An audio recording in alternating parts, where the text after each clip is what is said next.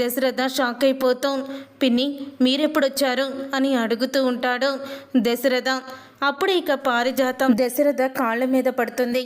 అప్పుడే ఇక దశరథ అది చూసి ఏంటి పిన్ని ఇదంతా, నా కాళ్ళ మీద పడుతున్నావేంటి అని అడుగుతూ ఉంటాడు. అప్పుడే ఇక పారిజాతం నన్ను క్షమించు దశరథ, నీ విషయంలో నేను చాలా పెద్ద తప్పులు చేశాను, చాలా పొరపాట్లు చేశాను అని అంటూ ఉంటుంది. పారిజాతం అయితే ఏంటి పిన్ని ఏం మాట్లాడుతున్నావు నువ్వు అని అనగానే, దాసుని ప్రాణాపాయ స్థితి నుంచి నువ్వు కాపాడావా, అంటే దాసుని కొట్టిందెవరో కూడా నీకు తెలుసు కదా అని అంటూ ఉంటుంది పారిజాతం. అప్పుడే ఇక దశరథ అయితే తడబడుతూ ఉంటాడు.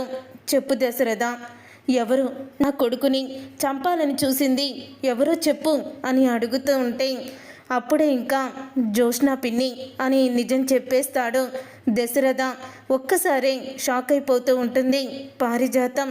అంటే నేను అనుకున్నది, నేను ఊహించిందే నిజమైందనమాట అని అంటూ ఉంటుంది పారిజాతం. అయితే ఏమనుకున్నావు పిన్ని, నువ్వేం ఊహించావో అని అంటూ ఉంటాడు దశరథ. నేను అనుకున్నదే, ఊహించిందే జరిగింది అని అనడంతో అప్పుడే ఇక ఆ మాట విని ఒక్కసారి షాక్ అయిపోతూ ఉంటాడు దశరథ. అయితే అసలు నువ్వు ఊహించుకున్నావా జ్యోత్స్నానే ఇదంతా చేసిందని నీకు తెలుసా పిన్ని అని అంటూ ఉంటాడు దశరథ. లేదు దశరథ, నేను దాసు దగ్గరికి వెళ్ళినప్పుడు దాసుకి గతం గుర్తుకొచ్చినప్పుడల్లా పేపర్ మీద కొన్ని పేర్లు రాశాడు. వారసురాలు కొట్టింది, మోసం పగ తీర్చుకుంటాను అని. అప్పుడే నాకు అర్థమయ్యింది జ్యోత్స్నాని మన్నా ఇదంతా చేసిందేమో అని అంటూ ఉంటుంది పారిజాతం. అసలు జ్యోత్స్నాకి దాసుని చంపాలనుకున్నా కక్ష కోపం ఎందుకు పిన్ని, అసలు జ్యోత్స్నాకి దాసు ఏం చేశాడో, దాసు చేసిన అన్యాయం ఏంటి అని అడుగుతూ ఉంటాడు దశరథ. అయితే అప్పుడే ఇక దశరథ మాటలకి అన్యాయం చేసింది దాసు కాదు, దాసు నీకు నిజం చెప్పడానికి వచ్చాడు అని అంటూ ఉంటుంది పారిజాతం. ఏం నిజం, ఆ నిజమేంటో నేను ఎప్పటి నుంచో తెలుసుకోవాలని అనుకుంటున్నాను పిన్ని, ఆ నిజం నీకు తెలుసా అని అంటూ ఉంటే, అప్పుడే ఇక పారిజాతం తెలుసు దశరథ, అది మొదలైందే నా దగ్గర నుంచి అని అంటూ ఉంటుంది పారిజాతం. అయితే ఏంటి పిన్ని నువ్వు మాట్లాడేది, అది మొదలైంది నీ దగ్గర నుంచా అని అంటూ ఉంటాడు దశరథ. అవును దశరథ, మీ అందరూ అనుకుంటున్నట్టు జ్యోత్స్న మీ కన్న కూతురు కాదు అని చెప్పంగానే ఒక్కసారే షాక్ అయిపోతూ ఉంటాడు దశరథ. అయితే ఏంటి పిన్ని మీరు మాట్లాడేది, జ్యోత్స్న మా కన్న కూతురు కాకపోవడం ఏంటి, ఆ రోజు అందరూ హాస్పిటల్లోనూ ఉండంగానే కదా జ్యోత్స్నాని ప్రసవించింది సుమిత్ర అని అంటూ ఉంటే, లేదు సుమిత్రకి స్పృహ రాకముందు మీరందరూ బయట ఉండంగానే ఆ రోజే నా కోడలు కూడా ప్రసవించింది.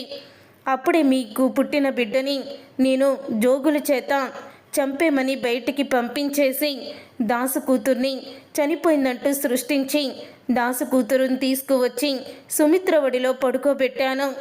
సుమిత్ర ఒడిలో ఉన్న పుట్టిన బిడ్డ ఇక మీ కూతురేనని, మీ కన్న కూతురే అని ఇన్ని రోజులు మీరు జ్యోత్స్నాని ఇంటి వారసురాలుగా గారవంగా పెంచుకుంటూ వచ్చాను. కానీ అసలు వారసురాలు జ్యోత్స్న కాదు అని అంటూ గుండె పగిలే నిజాలను పారిజాతం బయట పెడుతుంది. అప్పుడే ఇక అవి విని ఒక్కసారే షాక్ అయిపోతూ ఉంటాడు దశరథ. అయితే ఏంటి పిన్ని మీరు చెప్పేది అని అనగానే, అవును నేను చెప్పేదంతా కూడా నిజం, ఇది నా కొడుకు మీద ఒట్టేసి చెప్తున్నాను, అంటే మా కన్న కూతుర్ని చంపేశారా అని అంటూ ఉంటాడు దశరథ. లేదు దశరథ, మీ కూతురు బ్రతికే ఉంది అని అంటూ ఉంటే, ఆ మాట విని దశరథ, నా కూతురు బ్రతికే ఉంటే ఎక్కడుంది పిన్ని, ఎక్కడుంది, అయినా మీకు నేను ఏం అన్యాయం చేశామని, ఎందుకు నాకింత అన్యాయం చేశారు మీరు అని అడుగుతూ ఉంటాడు దశరథ. అప్పుడే పారిజాతం నన్ను క్షమించు దశరథ, మీ నాన్న శివన్నారాయణ నా కొడుకుని పురుగు కన్నా హీనంగా చూడడం మొదలుపెట్టాడు. నా కొడుకు ఒకానొక రోజుల్లో తిండికి కూడా ఇబ్బంది పడేవాడు, అంత పేదరికాన్ని అనుభవించాడు. డబ్బుల కోసం వస్తే మీ నాన్న బయటికి నెట్టేశాడు, నేను డబ్బులిస్తే కూడా నన్ను ఇవ్వనివ్వలేదు. నా కొడుకు తిండి లేక ఎన్నో ఇబ్బందులు పడ్డాడు. చివరికి నా కోడలికి రోగం వస్తే వైద్యం చేయించుకోలేని పరిస్థితిలో ఉన్నాడు. ఉండి తన భార్యని కోల్పోయాడు. ఇదంతా తన దగ్గర ఆస్తి లేకుండా ఉన్నందుకే కదా. అందుకనే నేను నా కోడలికి పుట్టిన దాసు కూతుర్ని ఈ ఇంటి వారసురాలుగా పెంచాను. ఈ ఇంటి వారసురాలికి ఆస్తి మొత్తం వస్తే అప్పుడు నా కొడుకు కూడా కోటీశ్వరుడు అవుతాడనే స్వార్థంతో ఆలోచించాను. కానీ ఏ ఆశయంతో నేను ఆలోచించాను, ఏ కొడుకు క్షేమం కోసం ఇదంతా చేశాను, ఆ కొడుకుని చంపాలనుకుంది దుర్మార్గురాలు అని అంటూ ఉంటుంది. జ్యోత్స్న గురించి మొత్తం నిజాలన్నీ కూడా బయట పెడుతుంది పారిజాతం. నిన్ను షూట్ చేసింది కూడా ఈ జ్యోత్స్ననే అయి ఉంటుంది. ఈ జ్యోత్స్న మనిషిని పెట్టి నిన్ను షూట్ చేయించుంటుంది. దీప ఏ తప్పు చెయ్యలేదు దశరథ, దీప అలాంటిది కాదు అని అంటూ ఉంటే ఆ మాట విని దశరథ షాక్ అయిపోతూ ఉంటాడు. అసలు నన్ను షూట్ చేయించింది ఎవరో నేను తెలుసుకోవాలి పిన్ని, తెలుసుకోవాలి అని అంటూ ఉంటాడు దశరథ. అప్పుడే ఇక కార్తీక్ అయితే దీప రెస్టారెంట్కి అయితే వస్తారు. వచ్చిన తర్వాత అప్పుడే ఇక జ్యోత్స్న కార్తీక్కి దీపకి ఎదురవుతుంది. ఎదురుపడి చిలక గోరింకల్లాగా సైకిల్ మీద బాగానే షికారులు చేస్తున్నారే. అసలు జరిగిందేది కూడా గుర్తులేనట్టు, గతం మర్చిపోయినట్టు ఎంత హాయిగా ఉన్నారు అని అంటూ ఉంటే తప్పు చేసిన వాళ్ళు ప్రతి క్షణం ఆ తప్పు ఎక్కడ బయటపడుతుందా అని తప్పుల మీద తప్పులు చేస్తూ టెన్షన్ పడుతూ నిద్రలేని రాత్రులు గడుపుతారు. తప్పు చేయని వాళ్ళు నేను తప్పు చేయలేదు కదా, నేనెందుకు బాధపడ్డం అని ఎన్నో వాళ్ళు ధీమాగా మాకులాగా ధైర్యంగా తిరుగుతారు. మేము తప్పు చేయలేం వాళ్ళం, నువ్వు తప్పు చేసిన దానివి కాబట్టి నువ్వు నిద్రపోకుండా అటు ఇటు కుక్కవ తిరిగినట్టు తిరుగుతున్నావు అని అంటూ ఉంటాడు కార్తీక్. అయితే అప్పుడే బావా అని అనగానే నువ్వు గట్టిగా బావా అన్నంత మాత్రాన నిజాలు అబద్ధాలు అయిపోతాయా, అబద్ధాలు నిజాలైపోతాయా? ఏవి కూడా జరగవు. చూస్తూ ఉండు జ్యోత్స్న, మావయ్యకి బుల్లెట్ తగలడానికి నువ్వే కారణమని సాక్ష్యాలతో సహా బయట పెడతాను అని అంటూ ఉంటే అప్పుడే ఇక దీప కూడా అలాగే చెప్తుంది. రాబోయే కోర్టు కేసులో నువ్వు జైలుకి వెళ్ళడం ఖాయం జ్యోత్స్న. కన్న తండ్రిని కడతీర్చాలనుకున్న కూతురని ప్రతి న్యూస్ ఛానల్లో పేపర్లో పడుతుంది, చూసుకో అని అంటూ ఉంటుంది దీప. అయితే అప్పుడే ఇంకా జ్యోత్స్న అంటూ ఉంటుంది, నేనేం చేసినా నీకోసమే బాబా, నువ్వంటే నాకు చాలా ఇష్టం అని అంటూ ఉంటుంది జ్యోత్స్న. అప్పుడే జ్యోత్స్న చెంప పగలగొడుతుంది దీప. అయితే అప్పుడే ఇక దీపతో కార్తీక్ అంటూ ఉంటాడు, చూడు దీప, ఇది నిన్ను ఇలాగే రెచ్చగొట్టి తరువాత తనకి అనుకూలంగా మార్చుకుంటుంది. అన్నీ కూడా గుంట నక్క ఐడియాలే దీనియి అని అంటూ ఉంటాడు కార్తీక్. అయితే బావా, నీ మనసులో కూడా నేనున్నాను, అందుకే నువ్వు దీపని పెళ్లి చేసుకున్నావు, కానీ దీపతో నువ్వు కాపురం చేయడం లేదు అని అంటూ ఉంటుంది జ్యోత్స్న. ఇక ఆ మాట విని కార్తీక్కి చాలా కోపం వస్తుంది. ఇక కార్తీక్కి కోపం వచ్చి కార్తీక్ అయితే అంటూ ఉంటాడు, ఏంటి నువ్వు నా మనసులో ఉన్నావు కాబట్టి దీపని నేను భారీగా ఒప్పుకోలేదా? దీప నేను ఎప్పుడు ఒకటయ్యామో ఆ విషయం నీకు తెలియదు అనుకుంటా అని అంటూ ఉంటాడు కార్తీక్. అయితే అయినా మా పర్సనల్ విషయాల్లో నువ్వెవరితోవే జోక్యం చేసుకోవడానికి అని అంటూ ఉంటుంది దీప. కార్తీక్ బాబుని ఎప్పుడో మనస్ఫూర్తిగా నేను భర్తగా ఒప్పుకున్నాను. మా ఇద్దరి మధ్య ఎంత అన్యోన్యత ఉందో మాకే తెలుసు. ఏదో మధ్యలో వచ్చి మీరిద్దరు ఒకరంటే ఒకరికి ఇష్టం లేదు, కాపురం చేయడం లేదు అని నువ్వు చెప్తున్నావు, అది నీ భ్రమ మాత్రమే అని అంటూ దీప అయితే ఊహించని షాక్ ఇచ్చేస్తుంది జ్యోత్స్నకి. అప్పుడే ఇక జ్యోత్స్న వాళ్ళ మాటలు విని కోపంతో రగిలిపోతూ ఉంటుంది. దీప, నువ్వు ఇంతకి తెగిస్తావని అస్సలు అనుకోలేదు దీప. అంటే నువ్వు నా బావని నీ సొంతం చేసుకున్నావా? నా బావని సొంతం చేసుకున్న నిన్ను నేను అస్సలు కూడా వదిలిపెట్టను, నిన్ను చంపేస్తాను అని అంటూ కోపంతో రగిలిపోతూ ఉంటుంది జ్యోత్స్న. అయితే ఇక కోపంతో రగిలిపోతూ, నేను ఆ సత్తి గాన్ని సిటీ దాటి వెళ్ళిపోమన్నాను, వీడు బయటికి వస్తే మాత్రం మళ్ళీ రిస్క్లో పడాల్సి వస్తుంది, కాదు ఈసారి వేరే వాళ్ళకి పని అప్పచెప్తాను అని అనుకుంటూ జ్యోత్స్న ఇక వేరే రౌడీకైతే ఫోన్ చేస్తుంది. ఫోన్ చేసి, నీకు నేను వాట్సాప్లో ఒక ఫోటోని పంపిస్తున్నాను, ఈ వాట్సాప్లో నేను పెట్టిన ఫోటోని నువ్వు ఉన్న ఫోటోని ఆ వ్యక్తిని చంపేయాలి అని అంటూ ఉంటే, సరే మేడం అని అవతల రౌడీ అయితే చెప్తూ ఉంటాడు. రేపు ఉదయమే నాకు ఈ శుభవార్త వినపడాలి అని జోష్న అనేసరికి, మీకు రేపు ఉదయమే ఈ శుభవార్త మీరు వింటారు అని అంటూ ఉంటాడు. అతనైతే తర్వాత రోజు అప్పుడే దీప కార్తీక్ ఇద్దరూ కూడా రెస్టారెంట్కి అయితే బయలుదేరుతారు. ఇంతలో దీప మాసిపోయిన వెలిసిపోయిన చీరని కట్టుకోవడంతో కార్తీక్ అయితే అంటూ ఉంటాడు, నువ్వు రెస్టారెంట్లో పనిచేసే వంటవి మనిషి కాదు, అక్కడ ఓనర్వి. ఎలాంటి చీర కట్టుకోవాలి దీప, ఎప్పుడు ఇలాంటి చీరలే కట్టుకుంటావేంటి, వెళ్ళు మంచి చీర కట్టుకో అని అంటూ ఉంటాడు కార్తీక్ అయితే. అప్పుడే దీప కార్తీక్ మాటలకి లోపలికి వెళ్ళి ఒక మంచి చీరని కట్టుకుంటుంది. అప్పుడే చీర కట్టుకొని బయటికి వచ్చి ఎలా ఉన్నాను అని అడుగుతూ ఉంటే, బానే ఉన్నావు కానీ ఒకటి తక్కువయ్యాయి, అవి ఇవే అంటూ మల్లెపూలు తీసుకువచ్చి తనే స్వయంగా దీప తలలో గుచ్చుతాడు. దీప తలలో పెట్టంగానే అప్పుడే దీప కార్తీక్ని అగ్గు చేసుకొని అంటూ ఉంటుంది, ఉదయం జోష్న అన్న మాటలు నేను మనస్ఫూర్తిగానే జోష్నకి సమాధానం చెప్పాను తను అన్న మాటలకి అని అంటూ ఉంటుంది దీప. అప్పుడే కార్తీక్ అయితే, నువ్వు అబద్ధం చెప్పావని ఎవరు చెప్పారు అని కార్తీక్ అంటాడు.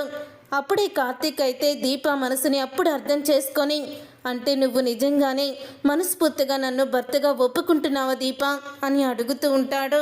అవునండి, నేను మనస్ఫూర్తిగానే మిమ్మల్ని నేను భర్తగా ఒప్పుకుంటున్నాను అని అంటూ ఉంటుంది దీప. అలా ఇద్దరూ కూడా సంతోషంగా ఉంటారు. సరే రెస్టారెంట్కి వెళ్దాం, సాయంత్రం వచ్చాక మాట్లాడుకుందాం అని కార్తీక్ అయితే అంటూ ఉంటాడు దీపతో. మీరు వెళ్ళండి, నేను డోర్ వేసొస్తాను అని అంటూ దీప అయితే డోరు వేస్తూ ఉంటుంది.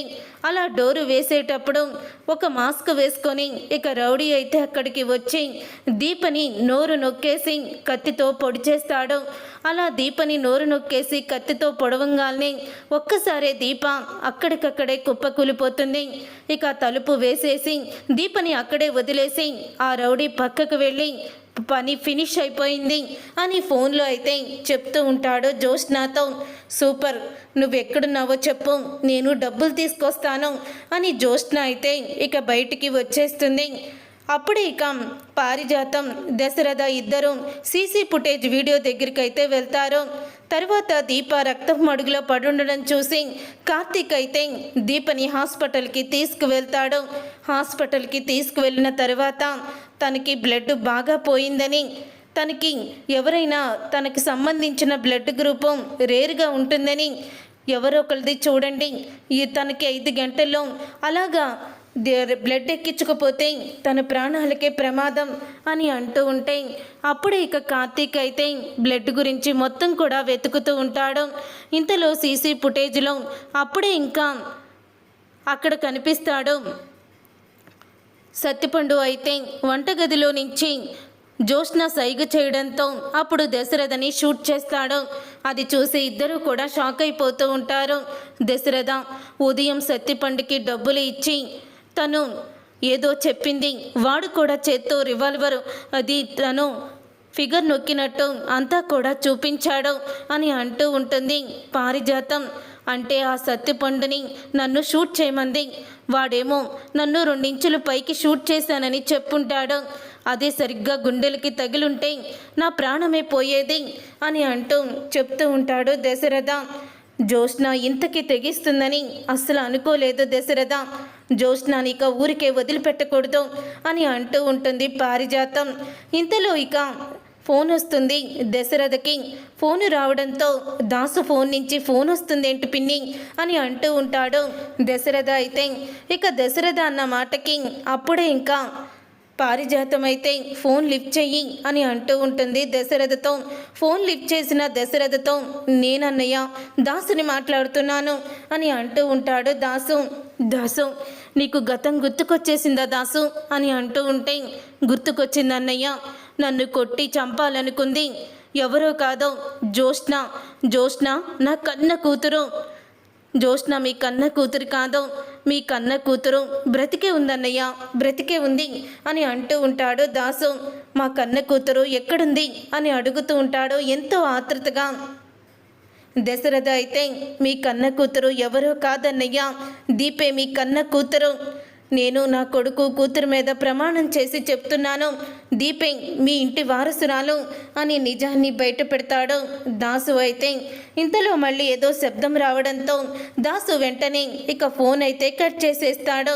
పిన్ని, నా ఇంటి వారసురాలు, నా కన్న కూతురు దీప అంట పిన్ని అని అనంగాల్ని అప్పుడే పారిజాతం అయితే అంటూ ఉంటుంది, నిజమే అయ్యుండొచ్చు, నిజంగానే దీప మీ కూతురైతే ఇక ఇల్లు మళ్ళీ మహాలక్ష్మి రాకతో వెలిగిపోతుంది అని అంటూ ఉంటుంది పారిజాతం. ఇంతలో ఇంకా నేను వెంటనే కార్తిక్కి ఫోన్ చేసి దీపతో మాట్లాడతాను పిన్ని అని అంటూ ఉంటే, చెయ్యి దశరథ అని అంటూ ఉంటుంది పారిజాతం. అప్పుడే ఇక దశరథ ఫోన్ చేస్తాడు కార్తిక్కి. అప్పుడే కార్తిక్ అయితే బ్లడ్ గురించి మొత్తం కూడా వెతుకుతూ ఉంటే ఇంతలో దశరథ ఫోన్ చేయడంతో ఫోన్ అయితే లిఫ్ట్ చేస్తాడు.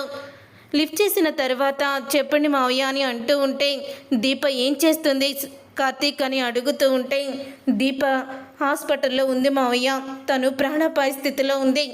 తన్ని ఎవరో రౌడీలు కత్తితో పొడిచి వెళ్ళిపోయారు. తనకి బాగా బ్లడ్ కారిపోయింది, బ్లడ్ని ఇప్పుడు మళ్ళీ బ్లడ్ ఎక్కించాలని చెప్తున్నారు అని అంటూ ఉంటే అప్పుడు ఇక దశరథ షాక్ అయిపోతూ, నాది సేమ్ బ్లడ్ గ్రూప్, నేను వస్తున్నాను, మీ అత్తయ్యది కూడా అదే, మీ అత్తయ్యని కూడా తీసుకొస్తాను అని అంటూ ఒక్కసారి దశరథ అయితే షాక్ అయిపోతూ ఉంటాడు. చూసారుగా ఫ్రెండ్స్, రాబోయే కథలో ఖచ్చితంగా ఇలాగే జరగబోతుంది. మరి ఇలాగే జరగాలని మీరైతే కోరుకుంటున్నారా? అయితే వీడియోని తప్పకుండా లైక్ చేసి ఛానల్ని సబ్స్క్రైబ్ చేసుకొని పక్కనే ఉన్న గంట సింబలపై ఆల్ అని క్లిక్ చేయండి. అప్పుడే మేము పెట్టే ప్రతి వీడియో మీరు మిస్ కాకుండా చూసేవచ్చు.